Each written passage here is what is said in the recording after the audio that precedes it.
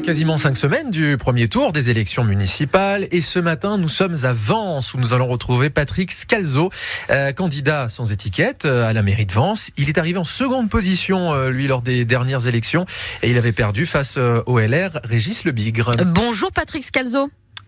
Bonjour Mélodie Bialet. Alors si vous êtes élu maire de Vence, vous souhaitez complètement revoir le plan d'urbanisation de la ville. Vous reprochez au maire actuel finalement de trop construire. Oui, il faut que Vence reste une ville à taille humaine, autour des 20 000 habitants. Et de ce fait, je suis contre ce que j'appelle les gros paquebots comme Chagall ou les cadrans solaires, qui représentent chaque fois autour de 200 logements et un afflux de population soudain de 500 à 600 habitants. Nos infrastructures ne suivent pas, nos crèches, nos écoles, nos routes, nos gymnases. Et pour cela, pour rectifier cela, il faut profiter de la révision générale du PLU qui est en cours. Pour autant, Ça veut dire que vous voulez accueillir personne à Vence ? Non, pas du tout. C'est ce que j'allais vous dire. Pour autant, il faut quand même loger, notamment les gens qui sont en demande de logements sociaux. Et pour ça, je souhaite favoriser la remise dans le circuit locatif de tous les logements qui aujourd'hui ne sont pas utilisés. Je pense aux logements vacants, je pense aux logements insalubres qui nécessitent peut-être de gros travaux pour lesquels la ville doit accompagner les propriétaires. Vous souhaitez aussi redonner de l'attractivité à la vieille ville de Vence. Alors comment faire ? Alors, il y a un premier point très important, c'est le stationnement. Pour ça, j'ai des mesures très concrètes, notamment 2 heures de vraie gratuité sur tous les parkings dépendants de la ville. Je parle de vraie gratuité et pas de franchise, comme il peut y avoir aujourd'hui. Et puis, rajouter également des places de parking sur le parking bas de la piscine en le doublant. C'est une centaine de places qui pourraient être rajoutées.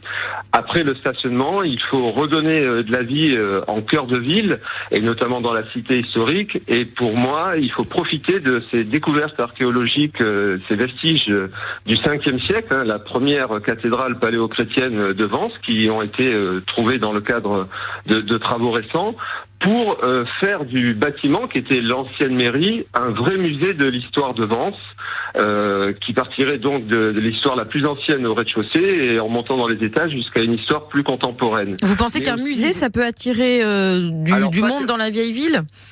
Pas seulement un musée, c'est d'y rajouter, d'y accoler juste à côté l'office du tourisme et d'avoir un vrai parcours touristique depuis nos parkings jusqu'à cet office du tourisme dans le cœur de la cité historique qui est notre joyau quand même. Mais du coup, ça va attirer des touristes et pas des Vensois. Comment on fait revenir les Vensois dans le cœur de ville ? Le tout, c'est qu'il y ait un flux de population qui rentre dans la ville. Un musée n'est pas non plus figé. Un musée a des expositions temporaires qui tournent et qui donc vont faire venir aussi les Vensois, les scolaires et les visiteurs alentours. Quand on fait venir des touristes, ça peut être les habitants des communes alentours auxquels je pense. Le tout, c'est qu'il y ait un flux de population qui rentre dans la cité historique, qui passe par chacune des ruelles, qui passe devant les commerces, qui profite des restaurants, des bars qui sont là. Et évidemment, ça a une cohérence. Alors que un projet de faire revenir des commerces à côté d'un musée, pour moi, ce n'est pas du tout cohérent. Et ça fait donc partie de vos propositions. Merci beaucoup Patrick Scalzo. Je rappelle que vous êtes donc candidat sans étiquette à la mairie de Vence. Merci beaucoup.